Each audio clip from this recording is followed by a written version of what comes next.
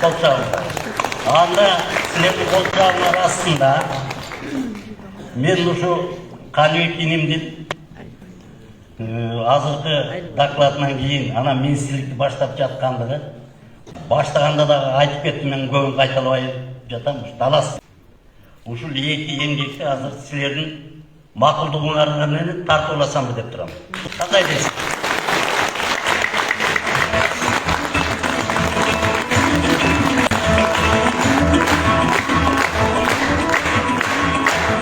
Aynan Қаныбек өзүң баштаган билим көчүнүн жүрүшү байсалдуу болсун.